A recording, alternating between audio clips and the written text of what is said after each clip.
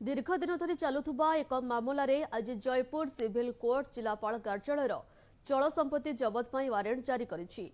सूचना अनुसार प्रभांशु कुमार महांती नामक जन ठिकादार 2011 मसीह ग्राम्य निर्माण विभाग तरफ कुंदरा अंचल एक काम करते काम बाबद को मात्र 19,27,474 टंका पाइथिले, किंतु परवर्ती समय बकेया 63,64,759 टंका पाई नथिले। बारंबार कार्यालय जाई मध्य समाधान न मिलिबारु से 2011 रे जयपुर सिविल कोर्ट रे मामला रुजु करथिले।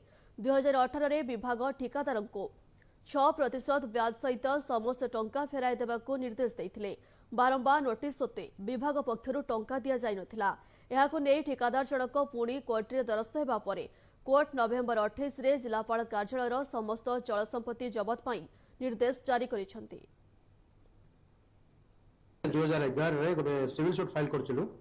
2011 रे गोटे सिविल सूट फाइल हेतिला हमर जयपुर सिविल जज सीनियर डिवीजन रे प्रभांशु पीके महांती गोइना गोटे कॉन्ट्रैक्टर को पाखापाखि 73 लाख दबार थिला सर।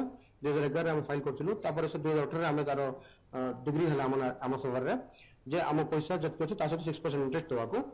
तापर हम 2018 सर 2011 रो 18 पर्यंत सर। तापरे हमें एग्जीक्यूशन पिटिशन पकैलो सर। एग्जीक्यूशन पिटिशन पकैलो 2019 रे तार ऑर्डर हला 25 रे सर। 2025 रे जो सर से अमाउंट सहित मिसे किना मोर 6% 2011 रो 25%